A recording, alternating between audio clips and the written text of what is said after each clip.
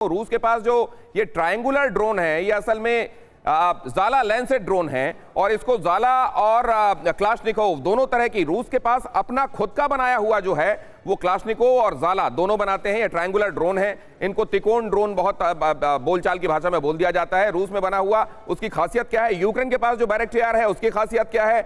Ukraine के पास हालांकि ये जो बैरेक्टार है ये दिया गया है टर्की की तरफ से, स्विच ब्लेड दिया गया है अमेरिका की तरफ से, और यूक्रेन किस तरीके से इस्तेमाल कर रहा है इनका, और रशिया ज़ाला लैंसेट ड्रोन का और साथ में शहीद 136 का इस्तेमाल कैसे कर रहा है वो आपके सामने। क्या ये ड्रोन जो यहाँ स्टूडियो में उड़कर मुझ तक आ सकता है और क्या मैं इसे अपने हाथ में होल्ड कर सकता हूं? प्लीज इसको जरा इधर लाइए।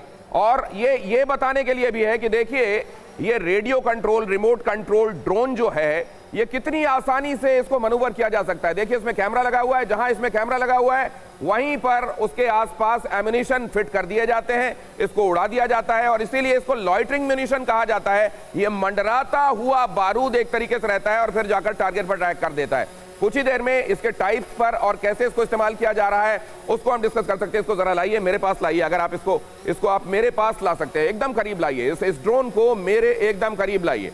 क्या लेकिन उस दौर में मेरी आवाज शायद आप तक पहुंचने में कोई समस्या हो। इसको लेकर विनोद ऑगस्टीन साहब के पास मैं फिर से जाऊंगा, लेकिन ये बता दूं कि इस दौरान ये भी कहा जा रहा है, और उत्कर्ष सर जो मेरे साथ यहाँ जुड़े हुए हैं वो मेरे को लगातार यहाँ पर मैसेज कर रहे हैं, उन्होंने ये भी कहा है कि जब से सुरोविकिन ने रेंज को टेक ओवर किया है उसके बाद से ये एरियल जो सिनेरियो है वो पूरा फोकस में आ गया है और ग्राउंड फोर्सेस पे जो पहले जोर दिया जा रहा था वो कदरन कम हो गया। लेकिन किसी भी दौर में मुझको तो ऐसा पांडे सर लगा नहीं कि जो एरियल अटैक हैं वो कहीं किनारे पर हैं, क्योंकि सुखोई का लगातार इस्तेमाल हो रहा था, अटैक हेलीकॉप्टर से इस्तेमाल किए जा रहे थे।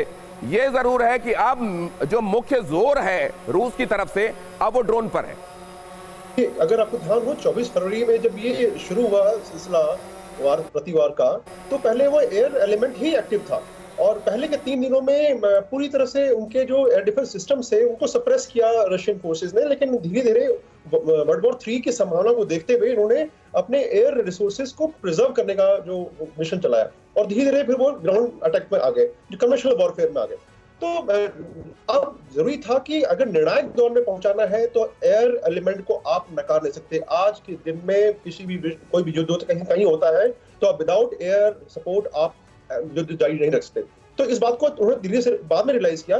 लेकिन जैसे से ड्रोन आया, मैं एक और चीज ऐड करना चाहूंगा शहीद 136 के बारे में कि जो अभी तक मीडियम ऑल्टीट्यूड और हाई ऑल्टीट्यूड से मेल और येल ड्रोन के नाम से संख्या दी गई है, तो ये जो 136 है ये लो लेवल में उड़ता है और साथ में स्पीड आप इसको बताइए 185 किलोमीटर प्रति घंटा, काफी तेज स्पीड है सर। जैसा ये जानकारी आपकी एकदम कमाल की जानकारी, लेकिन एक बात और ये बड़ा वैलिड पॉइंट है।